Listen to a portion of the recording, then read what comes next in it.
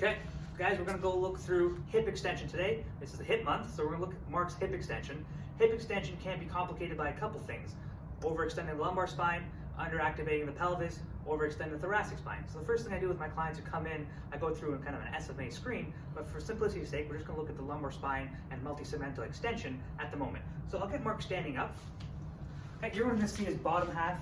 So Mark, what you're going to do is put your hands up in the air. Okay, your goal is put your feet together. And what you're trying to do is pretend you're going for a backwards dive. You're going to bend back behind you, reach back behind you.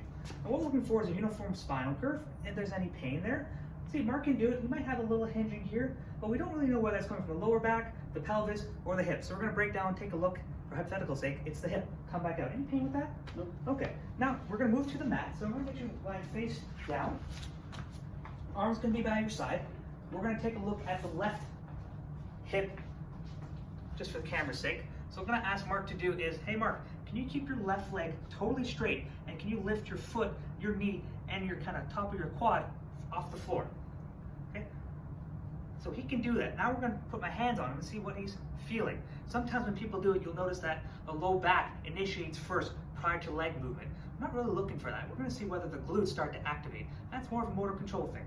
So lift on up for me, Mark. Good. So he has a little activation, not much, but the glutes activate. Any pain with that? No. So, A, he can do it. Let's say he couldn't do it. Then I'm going to try to find out whether I can do it. If he can do it and I can do it, then maybe it's not a mobility issue. But if he can't do it and I can do it, it might be a motor control issue. So I'm going to lift up here. I'm going to bring it all the way up. And he gets it. What we're looking for, an active range, or an active range would be about 10 degrees. So if 0 is the horizontal to the floor, if I can bring this up about 10 degrees, that's a good range of motion for the left side of the hip. Once again, do it yourself there, Mark. Okay. Now let's assume he can't even do it. That's me saying, hey, he can't do it. There's a motor control issue. Maybe it's a strength issue. We take a look at a further testing. That's where Mark comes in. He's going to show us kind of a glute bridge to see if we can actually activate the glutes.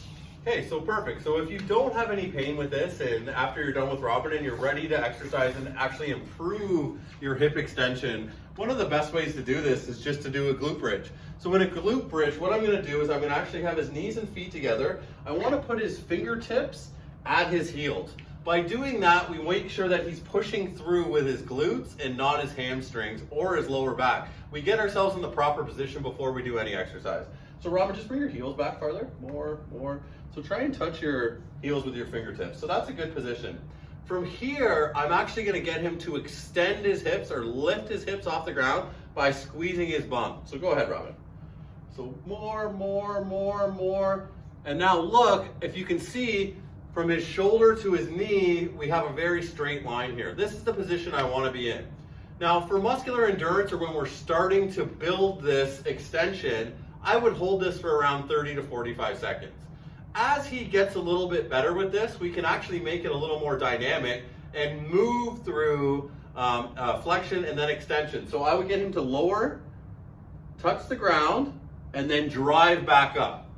So I call these bridge touches. So this is another way that we can really work on extending the hip. If you notice, Robin does this with control in a very slow motion. If you do this fast and you're not in control, you probably will activate the wrong tissue. So make sure when you go through any of the movements that we show you, you're doing them correctly, or you're doing them in a good, rhythmic, slow, controlled pace. I hope you guys have enjoyed our hip extension. Tune in next week for hip flexion.